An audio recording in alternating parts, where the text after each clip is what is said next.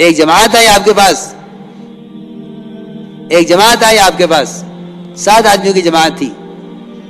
حضرت حیات الصحابہ میں حدیث علقمہ کے نام سے اس روایت کو نقل کیا ہے. جماعت آپ کے پاس آئی، آپ نے پوچھا ما انتم، تم کیا ہو؟ یہ فرمایا کون ہو؟ ہم میں سے کوئی ہوتا تو آگے بڑھ کے تعارف کراتا کہ ہاں میں تاجر ہوں، ہاں میں وزیر ہوں، ہاں میں صدر ہوں، اور اتنا ہی نہیں بلکہ فخر کرتا اس پر. آج کوئی کہنے والا نہیں ہے کہ میں ایمان والا ہوں، کیونکہ انسان کی فطرت ہے، اس کا مزاج ہے کہ جس لائن کی محنت کرے گا اسی لائن کا کہلایا جائے گا. جتنی نسبتیں قائم ہوئی ہیں نا دنیا میں، وہ ساری نسبتیں صرف مقصد کے بدلنے کی وجہ سے قائم ہوئی ہیں. کسی نے یہ نہیں کہا ہم تاجر ہیں، کسی نے یہ نہیں کہا ہم کاشتکار ہیں. سب نے ایک آواز ہو کر کہا کہ یا رسول اللہ ہم سب کے سب ایمان والے ہیں. آپ نے فرمایا تمہارے ایمان کی کیا علامت ہے، کیا دلیل ہے کہ تم مومن ہو؟ انہوں نے عرض کیا کہ ہمارے اندر 15 خصلتیں ہیں. سب سے پہلی بات تو یہ ہے کہ 5 چیزیں ہمیں آپ کی جماعت نے آ کر سکھلائی ہیں کہ ہم ان پر یقین رکھیں، ان پر ہمارا ایمان ہے. پہلی بات یہ ہے کہ ہم ایمان لائے اللہ پر، اس کے فرشتوں پر، اس کی کتابوں پر، اس کے رسولوں پر، اور آخرت کے دن پر. اس پر ہمارا ایمان ہے. آپ نے فرمایا وہ 5 باتیں کیا ہیں جن پر تمہارا عمل ہے؟ عرض کیا کہ آپ کی جماعتوں نے آ کر ہمیں 5 باتیں وہ سکھلائی ہیں جن پر ہمارا عمل ہے کہ ہم سب سے پہلے گواہی دیتے ہیں اس بات کی کہ اللہ کے سوا کوئی عبادت کے لائق نہیں، اور محمد صلی اللہ علیہ وسلم اللہ کا بندے، اس کے رسول ہیں.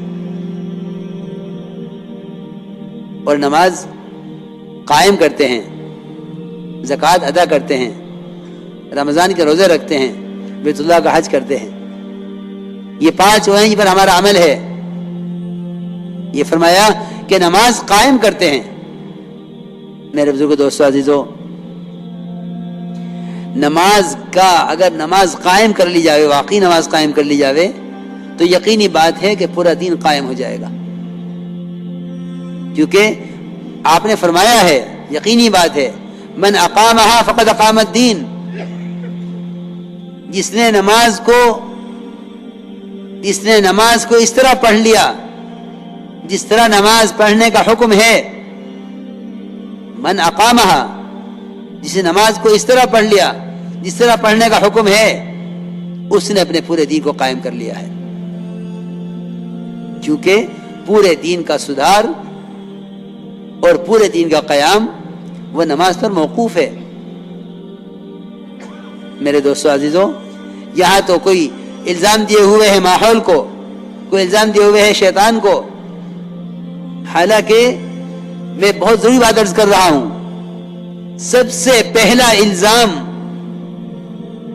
بے دینی کا، سب سے پہلا سبب وہ تو میری اپنی نماز ہے، وہ تو میری اپنی نماز ہے.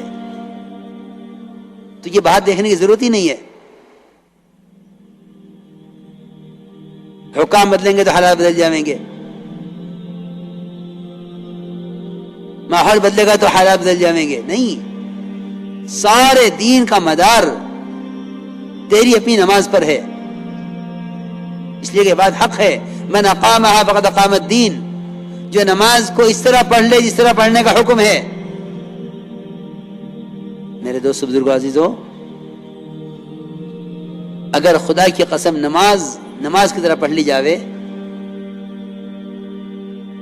تو دین کے کسی شعبے کا کوئی حکم ٹوٹ نہیں سکتا. یہ یقینی بات ہے. میں بات کر رہا ہوں نماز پڑھنے والوں کی، نماز چھوڑنے والوں کا تو کوئی ذکر ہی نہیں ہے. کیونکہ نماز کا چھوڑنا تو یقیناً کفر ہے. بعض کے نزدیک واجب القتل ہے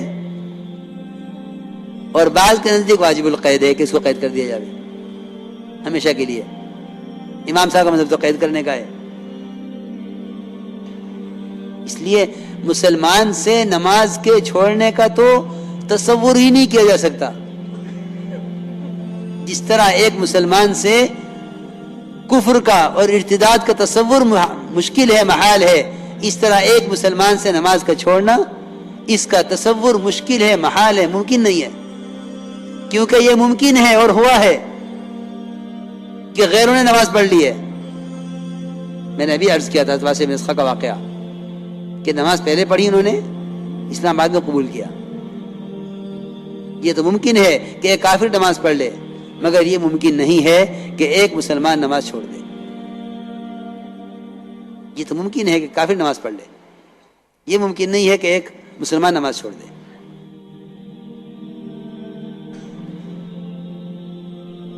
تو میں تو عرض کر رہا ہوں نماز پڑھنے والوں کی بات ہو رہی ہے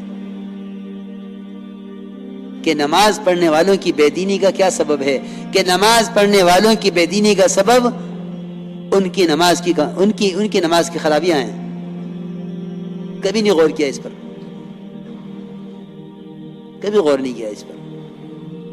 میں جو عرض کر رہا تھا شروع سے کہ دعوت اور عبادت کا جمع کرنا اصل ہے. جمع کرنا یہ نہیں ہے کہ نماز پڑھ لی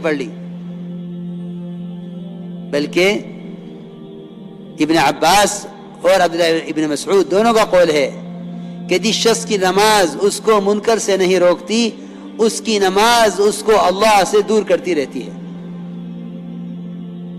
نماز تو اللہ کے قرب کا سبب ہے، مومن کی معراج ہے. پھر یہ کیسے ممکن ہے کہ نماز اللہ سے دوری کا سبب بنے؟ اس سے زیادہ قرب کا تو کوئی موقع نہیں ہے. تو مومن کی معراج ہے. اللہ مجھے معاف فرمائے. کیا نماز پڑھنے والوں کی نماز اور کیا نماز پڑھانے والوں کی نماز. صلو کما رأیتمونی اصلی صرف ایک نماز کو نمونہ بنایا گیا ہے، صرف ایک نماز نمونہ ہے، باقی خدا کی قسم کسی کی نماز نمونہ نہیں ہے. صلو کما رأیتمونی اصلی کہ نماز اس طرح پڑھو جس طرح مجھے پڑھتا ہوا دیکھ رہے ہو. صحابہ کرام نے آپ کی نماز کو جس طرح دیکھا اس طرح نقل کر دیا. اس لیے حدیث میں آتا ہے کہ جو شخص رکوع سے اٹھنے کے بعد اپنی کمر کو سیدھا نہ رکھے اللہ اس کی نماز کی طرف نظر اٹھا کر نہیں دیکھتے. صحیح حدیث ہے. من لم يقم صلبه بين الركوع والسجود لم ينظر الله الى صلاته کہ اللہ اس کی نماز کی طرف نظر نہیں اٹھا کر دیکھتے کہ یہ کیا کر رہا ہے.